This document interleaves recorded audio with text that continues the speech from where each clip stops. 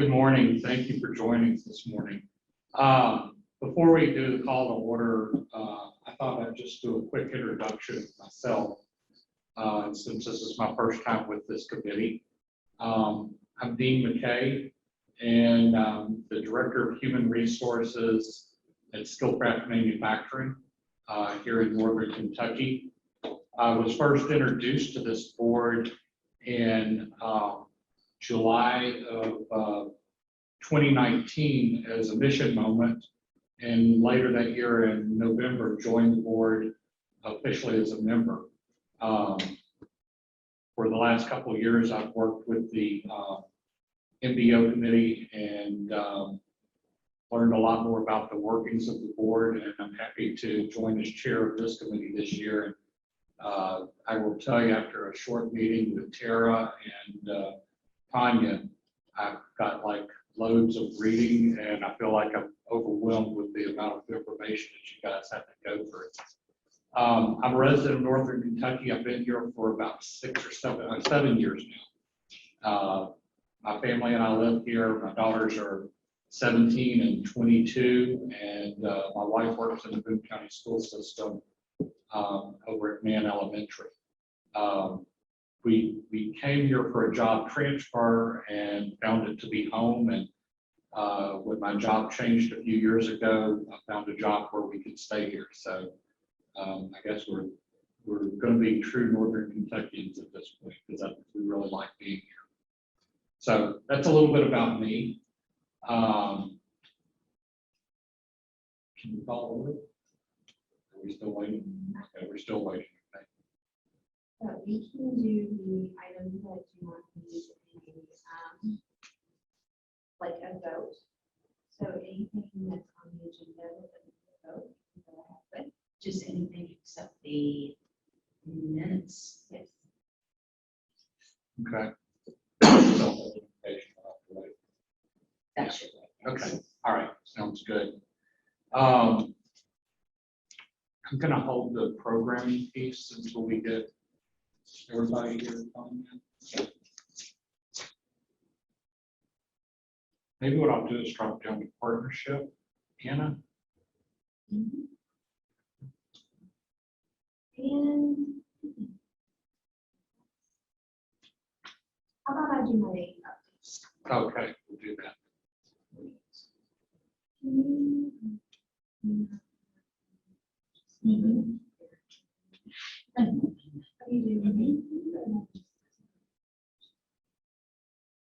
Okay, everybody. Well, good morning. I'm going to come over here so that everybody can hopefully see me and hear me. Can I get a thumbs up from the screen if you can hear me? Okay, awesome. Thank you. It's hard with everybody on mute, so I can't tell. So I see a couple new faces. I'm Tara Johnson-Nome. I'm the director, so the staff director of the Melinda is in the waiting room. Of the Northern Kentucky Workforce Investment Board. And I normally do this a little bit later in the agenda, but I'll just go ahead and provide my update now. There are a number of things going on right now with this board and with our staff and with our subcontractor. It is a busy time, so we did not take any breaks for summer. We did try to not do anything new in June, and we failed at that. We started something new in June after all, so but that's okay. That's a good thing. So a couple updates. First of all, tomorrow, August 11th, the Commonwealth Coders training will begin. And that was an interesting opportunity because of our National Dislocated Worker Grant, which we are working very hard to spin down. That expires at the end of March 2022, which will be here before we know it.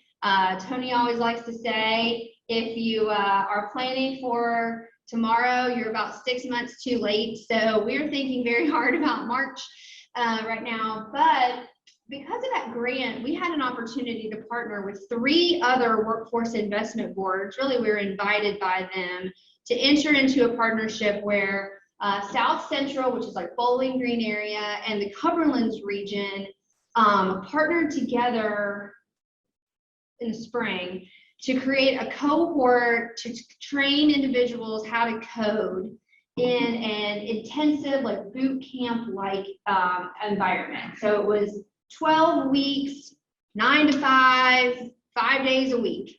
And it went really well for them. I got to see some of the portfolios online of the students that had gone through the program. And when I say students, we had, they have, I should say, one 16-year-old, and they had one 60-year-old, and they had pretty much every age in between. And a lot of times coding tends to be kind of a male-dominated thing, but they worked really hard to get 50% women, 50% men. So I saw their projects, and they had a few that did more app development focus, and then they had some that did more web development. But those are websites that, I mean, I could imagine using anytime if I needed to, you know, use, like it was a restaurant one and some other things. So they looked really nice. So we decided to go ahead and use some of our National Dislocated Worker Grant funds to fund a few people into the program. We had a maximum of 10, so this is not a large program.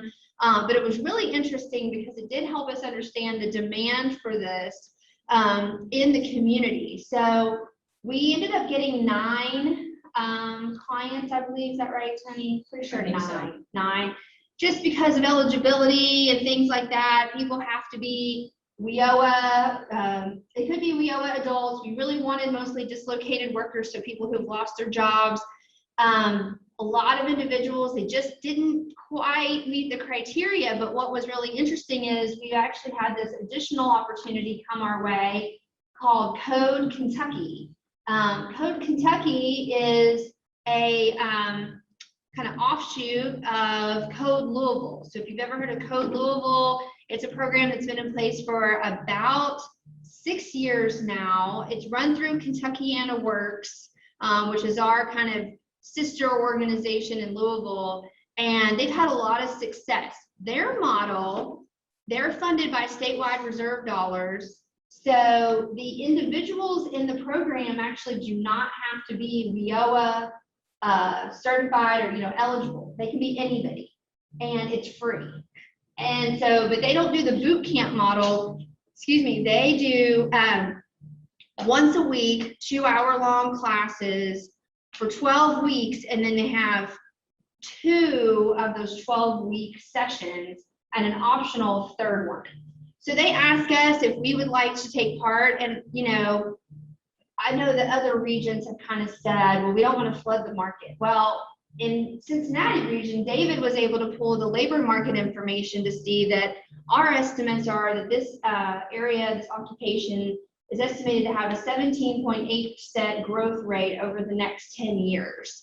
So we didn't really worry maybe the way that some other regions did that maybe we would flood the market. We really feel like this is an area of growth, and that it makes a lot of sense to go ahead and have this opportunity. So what was great is if somebody wasn't able to make it work for Commonwealth coders, we were able to refer them straight into Code Kentucky. We had 100 people already and indicate that they were interested, and we've had about 70 go to that next level and say, yeah, I want to sign up and I want to go through. And what they do is they do kind of an assessment to make sure, because some people are kind of wired for coding and some of us are not. And I'm sure that I'm one of those that is not, but you know, you have to have a certain, you don't necessarily need experience, but you do need to still have, your brain needs to sort of work a certain way. So they do an assessment to make sure that this person will be a good fit for the program, because certainly you don't want to waste their time and you want to have good outcomes. So that is going to begin in September, late September, we hope. I don't think a date has been set yet, but they just hired their first staff person locally. They will be partnering, technically the staff will actually be Code Louisville staff, but we have an MOU signed with the area development district so that we make sure that those individuals get completely integrated into our business services team, into all the partners. So that's a really kind of exciting kind of set of opportunities. It's something that's been taking, you know, a fair amount of our time lately to get up and running, but it should be very cool. A couple of other updates. I think it says on the agenda that we might talk about state monitoring. So I'm just going to go ahead and mention that that's not quite finished. So the state was running a little bit behind with their schedule for state monitoring. It was originally supposed to happen where what they do is they come in, they can look at our files in Key Suite online, and then they, ask for certain documents and different things.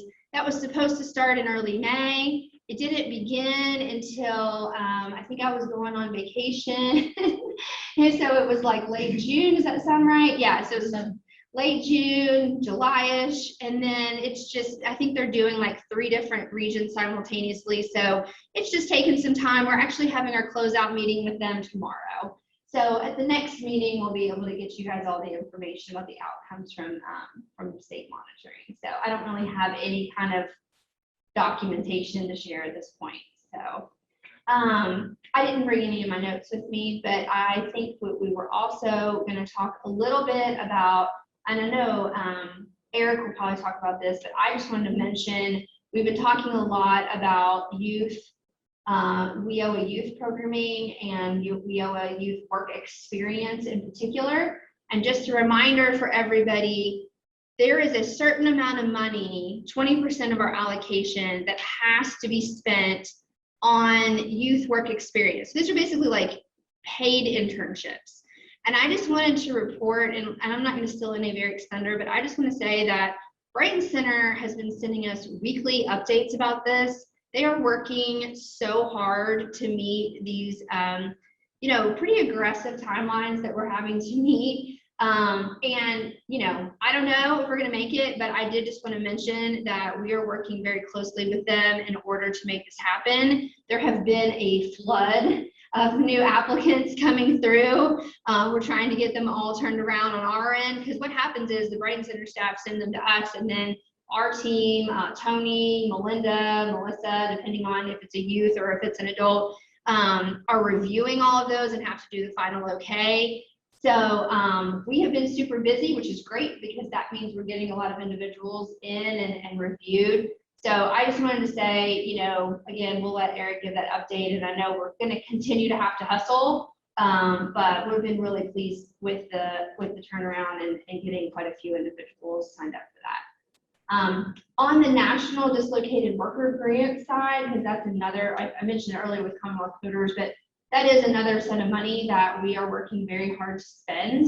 I know that sounds crazy, but there's, when we originally received this grant, it was a time of total unknown with the pandemic, and there were so many layoffs. And so it seemed like, yes, it makes so much sense to have these temporary jobs, kind of get people back in the labor force. Well, now, as you all know, we're in a situation where our employers, can't possibly find enough people. And so it's an unfortunate sort of arrangement where, we don't want to be competing with employers, but yet we do need to spend this money. We are really focused on individuals who have been unemployed now for quite some time. And it really is a great way for somebody who's been out of work to link back into their career. With the help of Brighton Center Case Management, they can, kind of get some assistance. But we have some ways to go on that one too. So we've been working with all of our workforce partners to get them more candidates. We also are able to, we're supposed to be able to allow these individuals to continue to get their unemployment insurance. So if they're eligible for UI, they can keep it. Just being really honest, working with the state in that regard has been a real challenge. We've had some folks that have had a real hard time with it.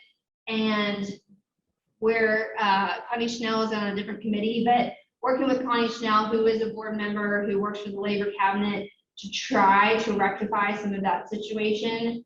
But there's certainly a lot of need to make sure that that goes smoothly for the applicant. So we're a little concerned about that, but we do need to use those funds. That's why we did Commonwealth Coders, to use a little bit more of those funds.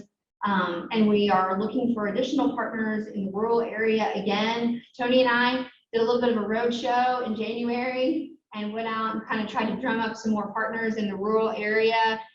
We did not get any takers, which was really disappointing, but we are going to work on that again here in the next month or so.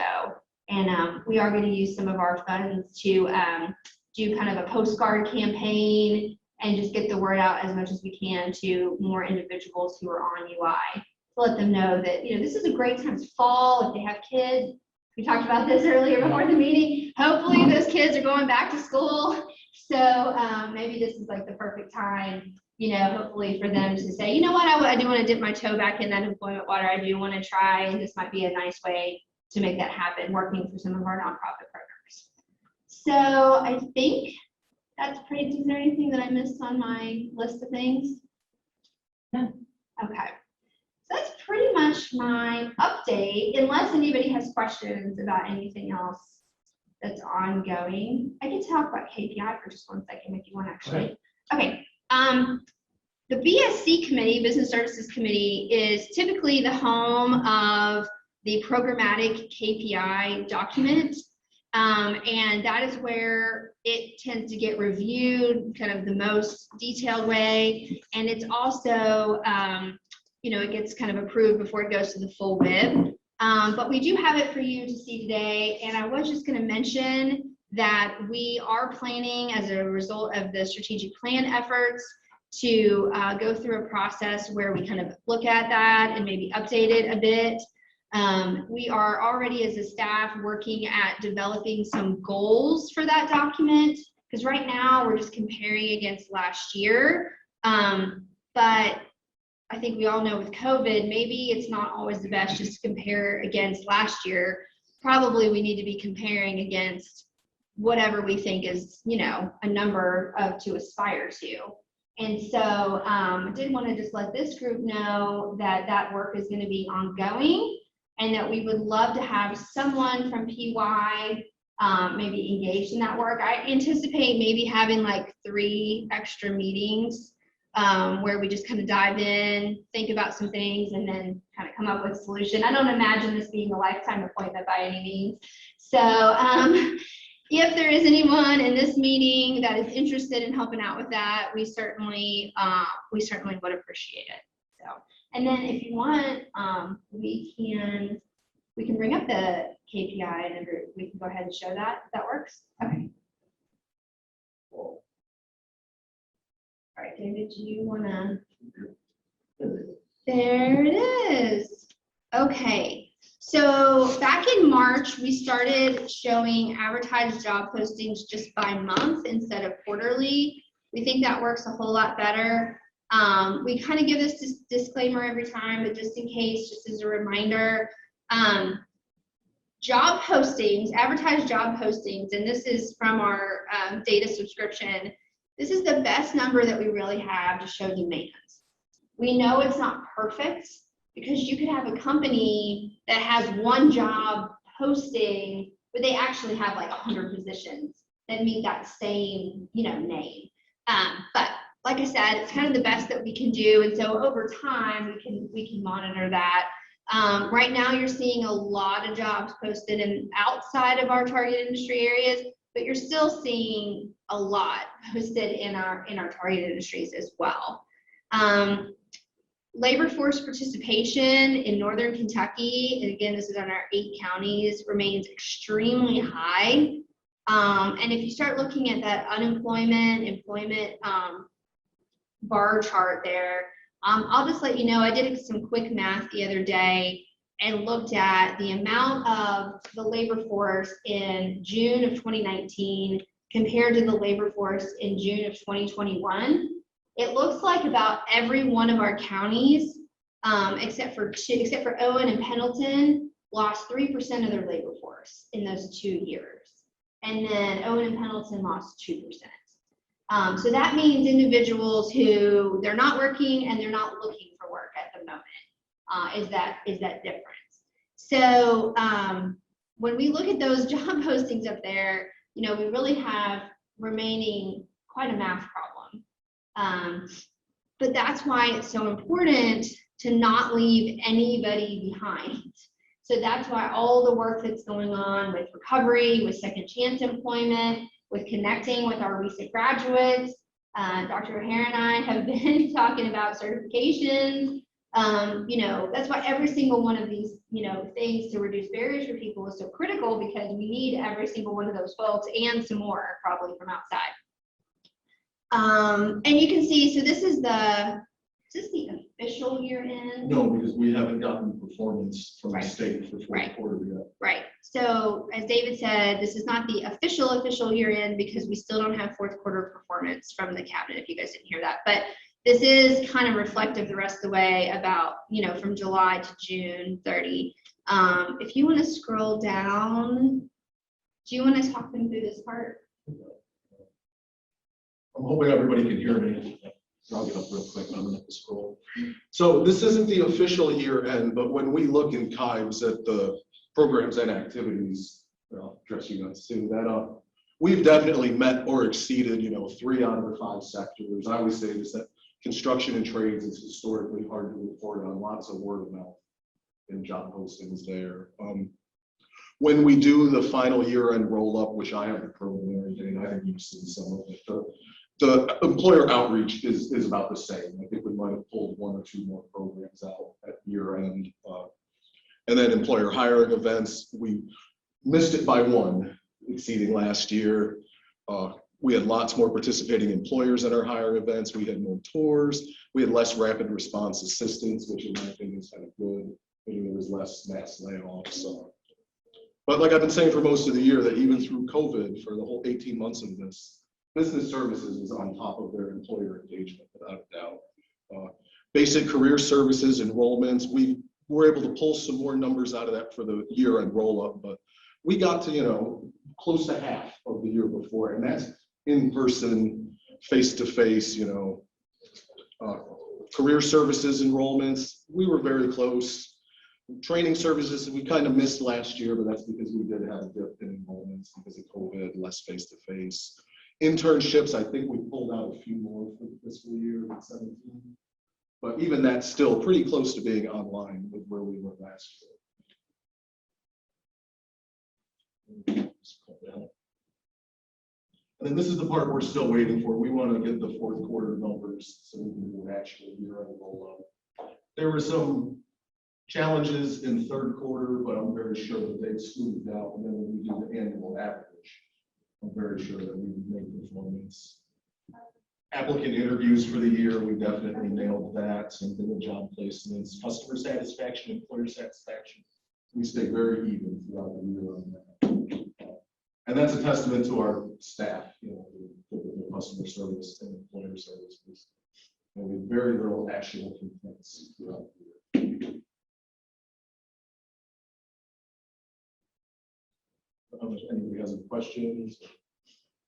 And after the business service committee are the ones that traditionally they view the draft KPIs and then they bless them and make them official. So after this next business service committee, we will at least have a July FY22 KPI. And I guess we'll have to decide if we don't get the numbers from the state, what to do for our year-end average. They have been sending them, so hopefully they're just, for the other quarters this year, they have sent them. So it was the first time, this year was the first time that we received them for a while. So we are hopeful that they will keep sending them. Okay. Yeah. All right, I did talk to Anna, and she's going to join us. Okay, good. While we're waiting on Anna, we want to dovetail and let Eric go ahead and do his presentation Sure. to follow the numbers that we just looked at.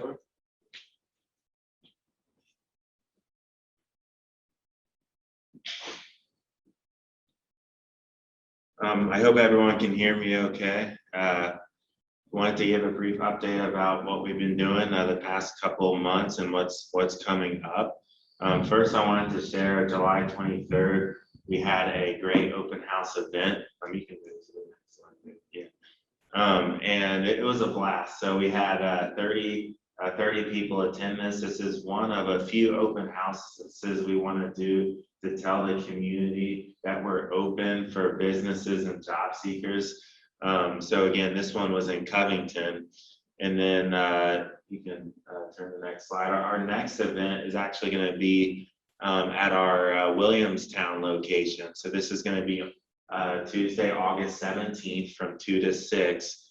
And this is for all the community stakeholders, board members, staff to attend and learn more about our programs. And go down to our Grant County NKU Center. But also there's going to be an employer showcase. So there's going to be about 15 employers that will be at this event. So it'll be a kind of a half open house, half job fair, if you will. And we're really thankful for the partnership of NKU Grant County, Kentucky Skills U, and Grant County Chamber of Commerce that have been a key partner in this event. And then you can go to the next slide. So talent development services, as Tara talked about her updates, we're really excited about Commonwealth Coders. So we have several WIOA participants in this program. That's a picture of the orientation that happened last Wednesday on the 3rd. So really cool that coming out of this program, that they will, junior web developer on average makes about 65 a year. So really good skills that these adults are learning in this program. And we've had a lot of great registrations the past couple months. So July, we've had 6 intensive customers enrolled in WIOA programming. And then in August, so far, we've had 3 customers registered at WIOA. 2 customers have started CDL training, or 2 customers will start CDL training on 8/16. So that continues to be a very popular in-demand training that our customers are interested in and asking about.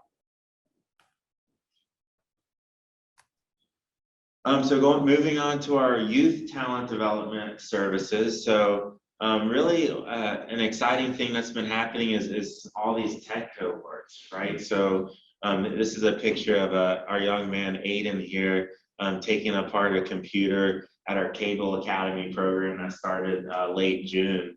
So he's learning skills from A to Z in IT, right? So he can become a great help desk technician, or if he wants to move on to computing or software or hardware. This 12-week course is really helping him learn those skills. There's been several participants, like in the past cohort, for instance, there's someone who got a job at CBTS and Cable Academy helped them with that, and now he's making $25 an hour. So we're very confident that Aiden, with the help of our Youth Talent Development Services team and Cable Academy, he's going to get a very good career, self-sufficient career. So we also started CompuDoct, which is a Cisco IT Essential certification. That was supposed to happen in May, but it got pushed back to August. And with that cohort, we have 2 young people attending that, and they get a free laptop as well as a internship with Blair Technology is kind of tailored to that program. So we're really excited about our employer partners helping us become intern sites. And then, this month, we have a lot of great back to school outreach events. So last week, we had our annual Ready Fair at Cartmel Elementary School in Carroll County, where we saw several hundred students and parents for that. And then this week, we are partnering with City Heights and helping them with their back to school fair. The 12th and 13th, we're doing some activities at Holmes High School. And then on the 20th, we're doing some workshops at Newport High School and Beechwood High School. So it's as you can see, there's a good mixture of, you have your rural counties at Carroll, and then you have your urban core of City Heights and Holmes. So our team, our mighty team is really going out there to all of our 8 counties. And then just as Tara was saying, we've had an influx of enrollments with the youth program. So since May, we've had 9 registered WIOA enrollments, 4 training registrations, and right now we have 5 interns on our current roster. However, we have approximately 14 or 15 that are in the pipeline for internships. So we're really pleased with our work, and I know, Elizabeth and her team, they're working super hard to, again, we couldn't do this without the help of our partnerships. Our partnerships with our community partners. We've been talking to, Insweiler. We've been talking to, new programs like Family Nurturing Center and Catholic Charities in our high schools. You saw all of our high school events on the previous slide. to get those in the pipeline. So now one thing that we're looking at right now is not really the enrollment side, because we have a pretty strong pipeline, but we're really trying to solidify the intern site side. So we're working with several employer partners that are looking at the worksite agreement to become a intern site, which is just a 2-page contract that they have to sign. But basically, we're the employer of record. Again, we pay up to $16 an hour, up to 1,040 hours, and we take care of the workers' comp. But some employers, it takes a little bit of time for them to review the contract and get fully on board with this program. And then also, we would really like to see some employers that really provide great mentorship for these young people. Really looking at, I'm thinking of like nonprofits and businesses that's willing to take a young person and help build their skills. Because a lot of times what we're seeing in this case with these 2 individuals that are shown here, for instance, they might have some jobs here and now at your restaurant, your retail, but they really don't have those skills to build up, to ramp up to jobs that they want to get into with business. A lot of our youth customers, they're interested in general clerical skills. They know they want to get into a field where they want to help people, for instance. They know they want to do some kind of office work, but they're really working with their youth talent development specialist to identify what that is. It would be so cool if we had an intern site that's willing to take several of these young people and help them build their skills in those general clerical skills. So that's one ask, to this board today, just continuing to look at those employer intern site partners. Slide. And then finally, I wanted to give an update on our SAMHSA Lift Up project. We're partnering with Workforce Investment Board, Life Learning Center, and St. Elizabeth Journey Recovery Center to work with these recovering population folks. So right now, Rachel Snatch, she's our talent development specialist for this project, and we're working with 61 active customers. We've had 22 job placements so far. 5 are pursuing an educational pathway of some kind. What we mean by that, it could be either GED, or we have someone that's getting a peer support certification and going to Mental Health America. So we have some certifications, we have some GED stuff going on, but Rachel's working really hard with them and making sure they obtain their educational and career goals. We've been working really closely with Brighton Recovery Center in Florence. So Rachel's been going down there monthly and performing these job search success workshops. And in turn, she's been enrolling them in her program, doing the GIPRA assessments and getting them enrolled in the SAMHSA Lift Up program. And then just wanted to lift up one customer success. We had Anthony Wagner recently get employed at CMOS Solutions on July 28th. And one exciting thing about this, Anthony Wagner, not only with the recovery kind of barriers, but also some mental health challenges that really prohibited him from leaving his house. So he was very scared of just approaching people, but working with Rachel Schnatz in the Kentucky Career Center, he was able to conquer his fears and his barriers. And he told Rachel, like, man, I now feel comfortable with you, Rachel. I now feel comfortable going to the Career Center.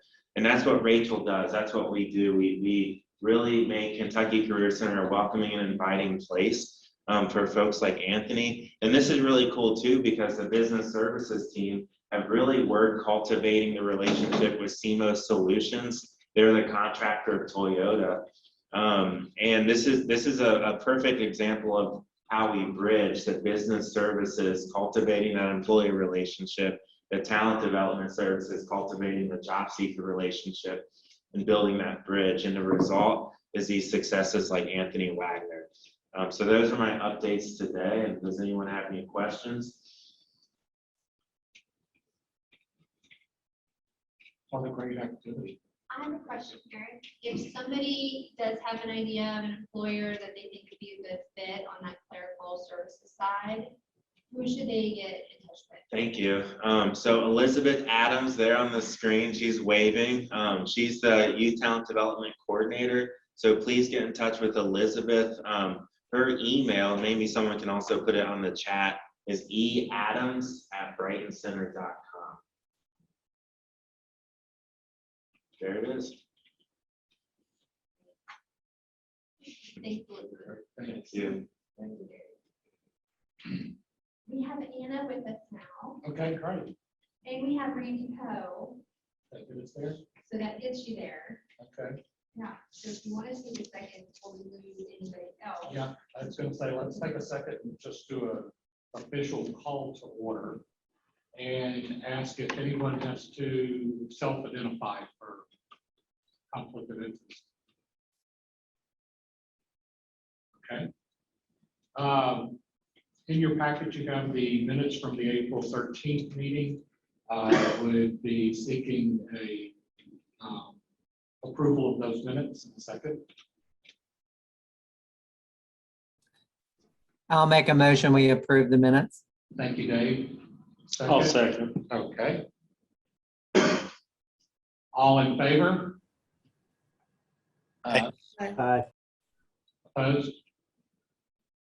Okay. Motion carries on that. All right, I understand Anna Larson has joined us now. And Anna is with Skills U. One of the things that we would like to do through this year, and so, yeah, Anna's also a board member, sorry about that. One of the things that we'd like to do through this year is bring in front of the committee some of the partners that we work with to give us a deeper understanding of the things that are going on, the services that are available, because it's like everywhere you go, you find there's a layer of the services that I'm like, wow, I never knew they did that. And so we feel like it's a great opportunity to spotlight in every one of our meetings, one of those partners, and it'll take us years to get through them, but it'll be good. So Anna, thank you for coming in today, and we'll turn it over to you to tell us a little bit more about Skills U. Sure, so I'm gonna go ahead and attempt to share my screen here. David is setting that up for you. He got his magic sword.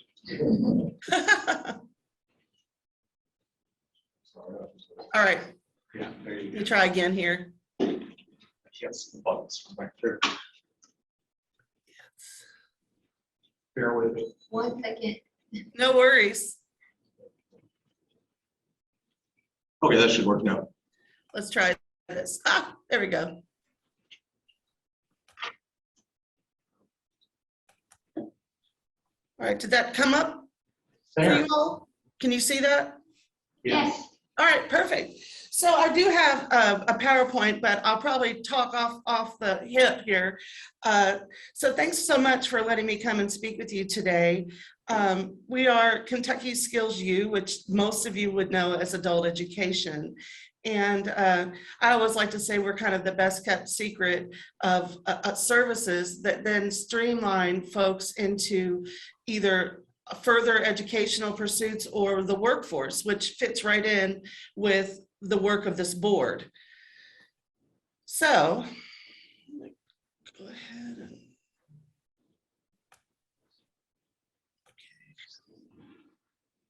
here we go.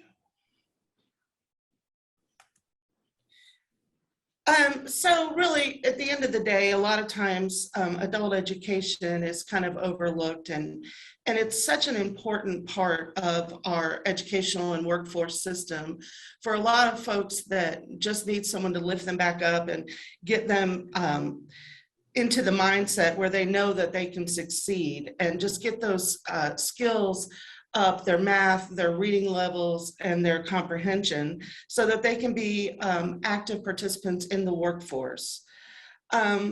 And so this is from back in 2000 when the adult education challenge was put before us as far as how we can fit into the economic development and workforce efforts of the Commonwealth and of course across the nation. So we have 27 providers across our 120 county state, and some of them only serve one county, some of them serve 11 counties. We are getting ready to put out an RFP this year to provide services. We do that every 3 years. So the landscape may look a little different than this slide shows by the end of this program year. But you can see over half of our providers are through the Kentucky Community and Technical College system. And then the other is mostly school boards and or consortiums.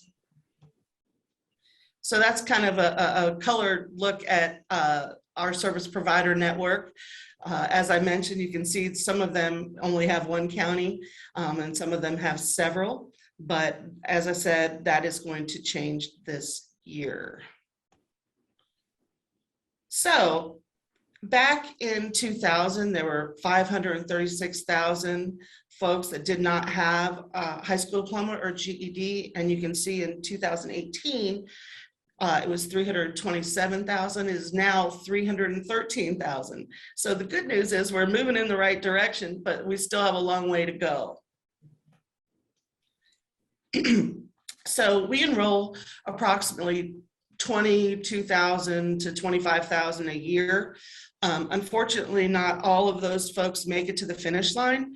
As much as we try, we have a team of folks called College and Career Navigators that we put into our bid last time. And their role is to kind of be the coach of those students, handhold them. If John doesn't show up, they're going to call John and say, hey, John, we haven't seen you since last Thursday. Where are you? We want you to come back. We want to help you. So we're really trying to get more folks across the finish line. And you can see the final number was 2,800 that we actually did get across the finish line. So, you know, you go from 22,000 enrolled and you can see how low the percentage is that we actually are able to get them to the point where they get their GED. And that's because the population that we serve, like many of our partners in this room, you know, they have a lot of barriers and challenges, you know, childcare, transportation, financial. And so sometimes this can't be the first priority for them because they have to do other things to keep their family afloat.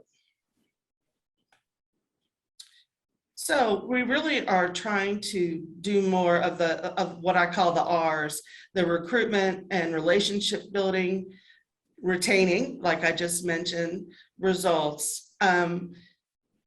So we are really trying to focus on that. We put people in place called strategic partnership coordinators that are across the state that are out there trying to build relationships and trying to recruit students. So we look to our partners. So we work a lot with Department of Corrections. We work a lot with the career centers across the state. And like I just mentioned, we have our coordinators that are there to try to help our local programs recruit students. So sometimes people only think of us as doing GED. We don't only do GED. We also do some life skills trainings that are available for free. All of our services, by the way, are free. Nobody has to pay for them except for our tax dollars. But really, we try to get them to do things like the Kentucky Essential Skills Certificate, which helps them with their communication skills, professionalism, teamwork and collaboration, as well as critical thinking and problem solving. And then we also have the more academic side of that, which are their math, their locating information and reading for information, which helps those skills. And at the end of the day, it helps them to be able to do their jobs more efficiently.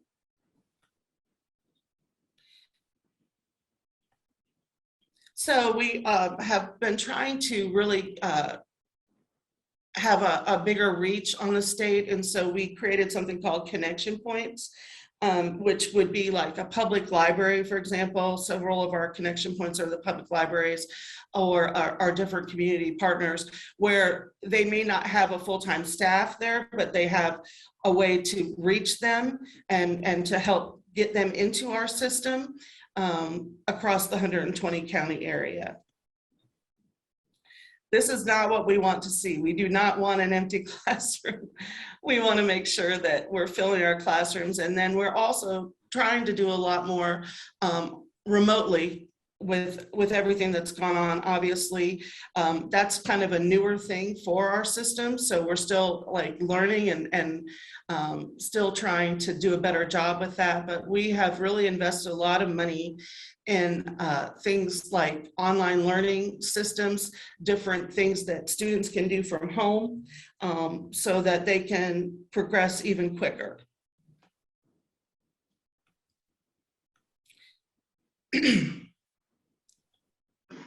So really, if you weren't familiar with what the test consists of, it's your reasoning through language, science, social studies, and mathematics. Those are the 4 areas that the GED covers. And the students don't have to take them all at the same time. They can take one at a time. And if that's an easier way for them to kind of be able to progress, then that's what we encourage. So just as an FYI, right now we have free GED testing. So we pay the cost of that. We've put aside $600,000 to pay for the test. We don't want that to be a barrier for our students. A lot of times $120 is a lot of money to them. That's their heat bill or their grocery bill. And so we're trying to take that barrier away and encourage students to come into our program. All right. Does anyone have any questions? I have a question. Sure. I know you showed the map kind of earlier on in your presentation about, Northern Kentucky, and it kind of showed a couple different providers. Can you go into just a little bit more detail about, kind of what the arrangements are in each of our 8 counties? Sure. So what happens is when we put out the RFP, folks, whoever it is, whether it's a community college or a school system, they bid on each individual county. And so that's why it's not necessarily a regional thing as the workforce boards would be. It's more of an individual county. And that's why earlier on in the presentation, when I showed you the color map, you'll see like maybe there's just one random county here and one across the state. And that's because they competitively won that bid. Does that make sense? Yeah, that definitely helps. So in Campbell County, I know I was able to see, that they're like yellow, for example, and then we've got enough, kind of the bulk of our counties looks like they were sort of like light purple. So I don't know if you have the ability to kind of tell us like who's like who the provider is for each. Sure. Yeah, so there's basically 3 providers that would cover your region, and that would be Peg and Nicole and Christina Marsh. So Christina's with JCTC, and she would cover some of your counties. And then Nicole is with the cooperative school system, and Peg is with KCTCS. Okay, so she's the cooperative, is that the co-op? Should I go, would you like me to go back to that map? I was just wondering, is that the same as is it the educational co-op that Amy Razor is the director of? Is that the same? I'm just not familiar with them or Campbell County. Tara, let me jump in what Boone did in the past and some of the other ones. What we did is we used to run our own program, but we thought that as a regional basis, we would collapse those programs into Gateway, and then Gateway is the leader for that region. That's part of the reason why you see those colors together. We formed that several years ago, back when Tim Hanner was still in Boone, and we decided it was a better approach for adult education because they crossed over the lines and lived close by each other. but some districts decided to continue on their own and not necessarily join us as a total regional group. So when Dr. Figueroa came in, that was one of his particular goals, was we wanted to move our adult programs onto Gateway's campuses so that the others would see that there's life after the GED also, and the GED by itself was not the end. That's super helpful. Thank you. I will tell you, Tara, too, they're using partners across the region. I know they're teaching GED classes at our Erlanger Library, and our Covington Library is the only testing center in Kenton County. We are on a bus line, and so the Covington Library has been kind of identified as the testing center, and we have staff trained to proctor those tests. We've got 2, and we've got a 3rd one in the process. So partnerships are working out really well, as we do really well in Northern Kentucky in general. So thanks to Anna and her team for making that work as well. Yeah, that's awesome. Thanks, Dave. If Lisa was here, she'd say collaboration is Northern Kentucky's superpower, which totally agree. So does every county have a testing location? No, not at all. We're trying to increase that. But yeah, you all are lucky to have a testing center. And it's a real challenge because we want to make it as accessible as possible. But there's a lot of, and so keep in mind, when we're talking about a GED testing center, we're not the ones that have the requirements for that. That's national GED. And there are a lot of things that you have to put in place. I'm sure Dave could speak to that to make sure that you're in compliance with them. And that's the challenge, isn't it?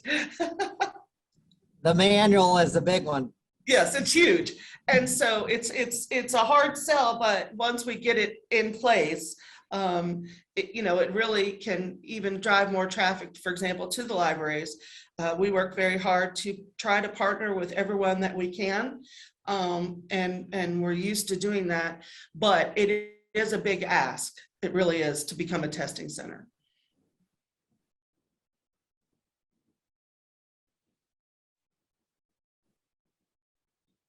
So, okay, last question, I promise.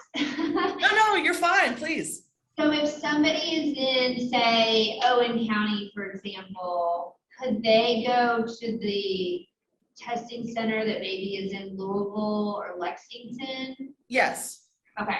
of course, yes. Yeah, okay. So we have services in all 120 counties in one way, shape, or form, but testing services, we do not have that in every county. So yes, they are going to have to travel to a different county. For example, with Owen, there is not a testing center there, so they would have to travel to one of the other locations. Gotcha.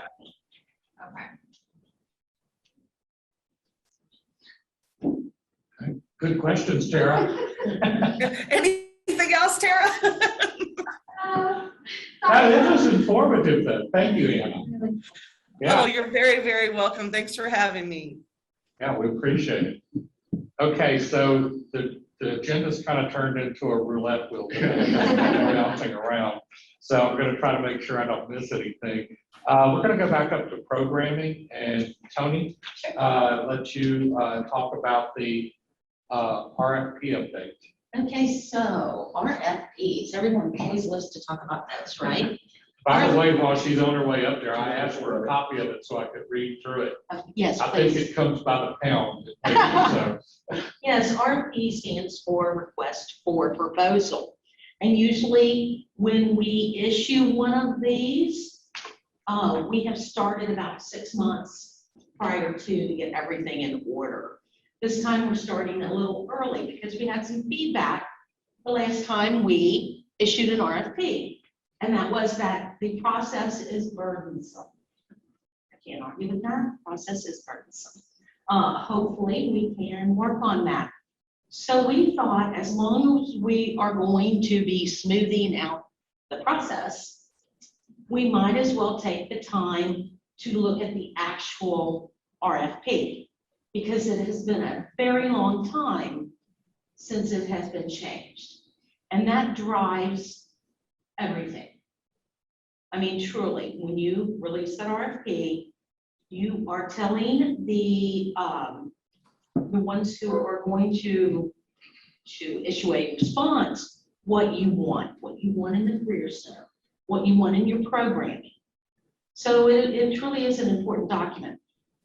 And as Dean said, it's really long and it is really hard to get through. It has two sections. It has a direct services and an operator section. So the operator is in charge of kind of oversight of that Career Center, how things are run, just keeping everything balanced and going. The programming part, or the direct services, that's how we offer those to the public. So we just thought, as a committee, that it was time to kind of take a deep dive there. So the one thing that we use for guidance is the fact that the cabinet has made it very clear, staff does not make these choices. The committee and ultimately the WIB makes the choices about what's put into the RFP, the process for it, and who is chosen as a result of it. So that's always ultimately a WIB choice. So today, we're going to kind of keep it short today. We're just introducing this. And then it was sort of thrown out there, but it can be changed. If you see October 12th there, RFP subcommittee selection. It was brought up at one time, a few months ago, that maybe the process would be a bit smoother if there was a group of volunteers who wanted to go through each step of this process and kind of work it out, and then sort of bring those results back to the committee. So I will leave that to Dean and the rest of the committee if that's how you want to do it.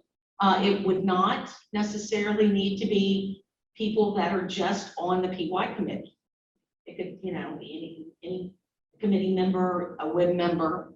But after that, in October, in December, we would start the actual process, the review process, which I sort of have 1 month for that. I think it's going to take longer, but this is just like a big overview. So there was, I won't go into them today, but there was a few things thrown out of how we can make that process quicker, smoother. Again, a smaller committee they felt would be really good. Of course, we went through that process during a pandemic the last time.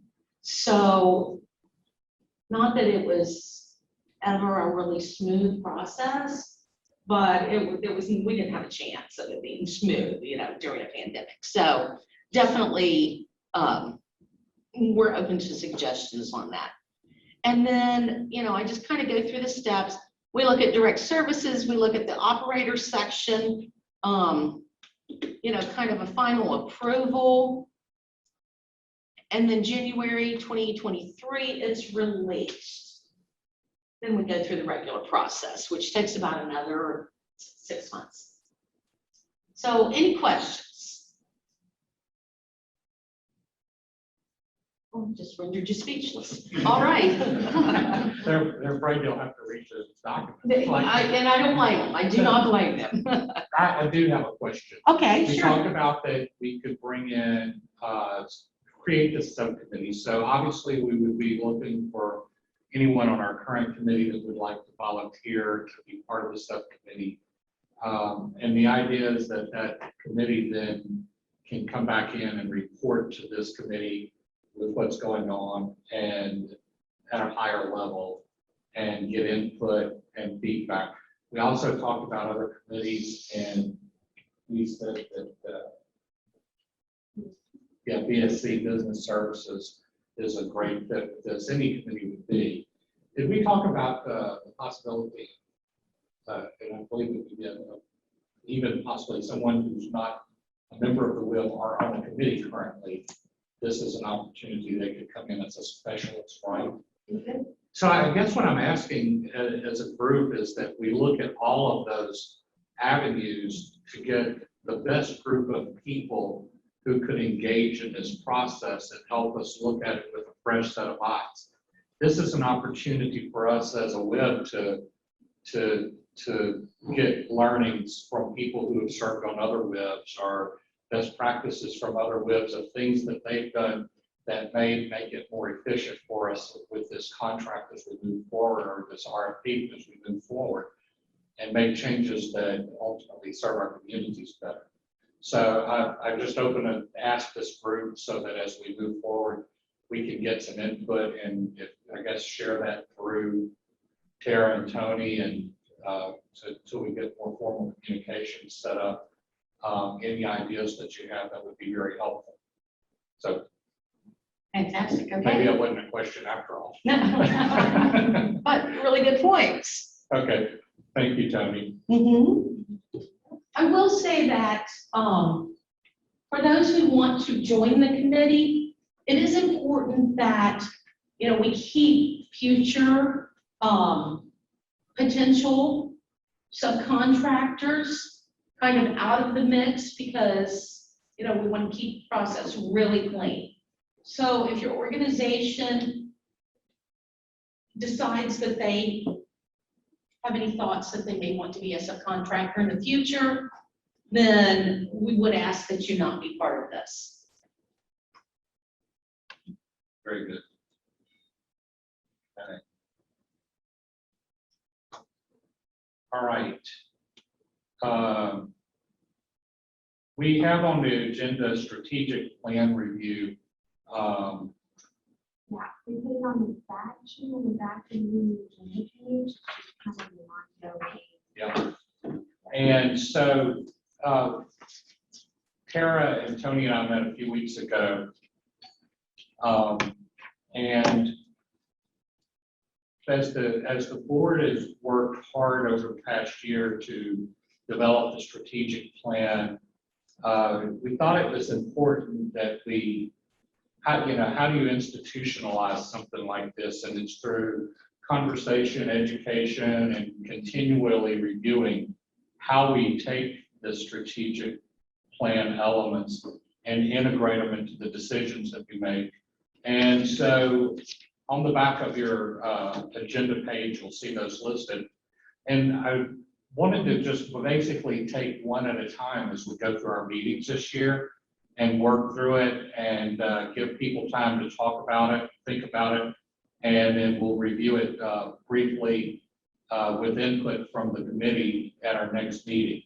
And as opposed to just reading something and walking away from it, we come back to discuss it. So the first one that we have is the employer services. And in the strategic plan, it's engaging employers in the design of services that support talent recruitment, incentivize workforce participation, and remove employment barriers. And so we want to monitor and respond to employer feedback on the Career Center business services, serve as a trusted resource and collaborators for employers and workforce partners, and assess and deploy WEO resources as available to support hiring and upskilling. And if you think about the work within this group, this is a very core piece of our mission as a committee within the WIB. And you'll find more and more of those as we go through these. So I'd ask you to spend some time over, the next until our meeting in October, and think about as we're looking at our RFP, and as we review the programs and the feedback that we get from Eric and the team down at the career centers and other people that come in, and ask ourselves, what are the questions that we need to be asking, and what are the things that we could use to help us better align ourselves with that part of this mission as we go forward, and how do we engage and bring this document to life in everything that we do as a committee. Tara? I was just going to give an example of how this board can really impact things for both our job seekers and our employers.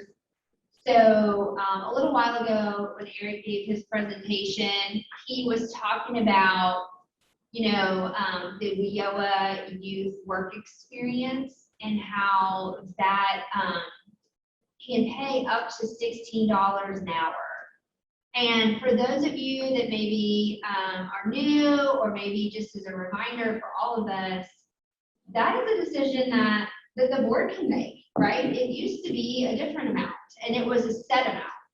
And what was determined, it's been, gosh, like a year ago now, was that in some of our more rural areas, the rate that it was, and forgive me, I can't remember what it was, but it was really a little high. So the youth interns were potentially going to make more than what existing workers in that facility were earning. And then in our more urban areas, that rate that was set was really not high enough, and it was just really off. And so this board, based on staff recommendations, was able to say, yeah, this isn't really working. So let's make it up to $16 an hour, so that if a company felt like that was more in line with what an entry-level person, should be making, then they can do that.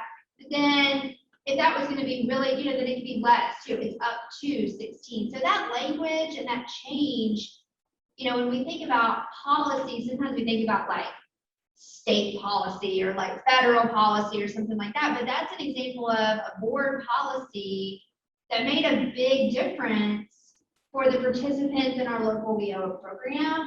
And that's just one example, but like when we think about how we're impacting employers, even though we often think about like the business services team who's kind of thinking about employer engagement, but this committee, you guys are impacting employers as well with the way that you're thinking about the youth program and how it works, and all of our programming as well. So I would just say, as we think about being that trusted resource for employers and partners, I mean, anything that you all come up with, I think we would all be, as staff, very interested to hear about ways that you think that we could potentially improve, that for whatever reason, we just haven't thought about it yet. Right. Yeah. I love that example, because it really shows what the board does do. I agree. Okay. Any questions or comments? Okay. I think we've got, we don't have the fiscal year in, we don't have the generated performance. But Liberty, you're on, I believe, to give us a end of year fiscal KPI. Yeah, David, if you could share that, and then Okay, good morning. So this KPI gets us through June of 2021, which is 100% of the fiscal year. We may have a few more expenses to come in as part of our June final, but this is pretty close to what our expenditures were for FY21. If you look down at the bottom right of the sheet, those are our expenditures for FY21. There's not really much out of the ordinary. We are overall 69% expended, which is a little bit below where we normally are at this point in time. Well, normally in prior years, we were a little bit higher, but just as a reminder, we don't want to be 100% expended because we do rely on the carryover dollars for our funding in the next upcoming FY, because we receive most of our funding by our October allocations that we don't really receive until December. So I just wanted to remind everyone that we don't want to be 100% expended. Does anyone have any questions?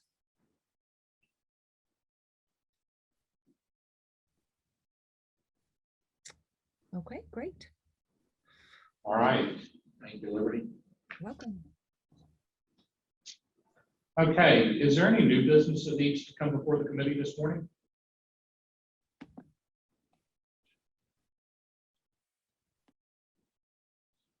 Okay, yeah, quite approved. With that, we'll accept a motion for adjournment.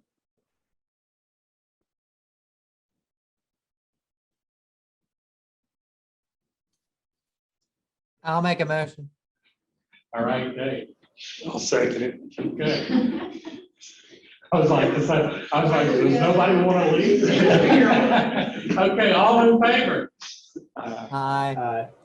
Okay, motion carries. Everyone have a wonderful day. Thank you so much.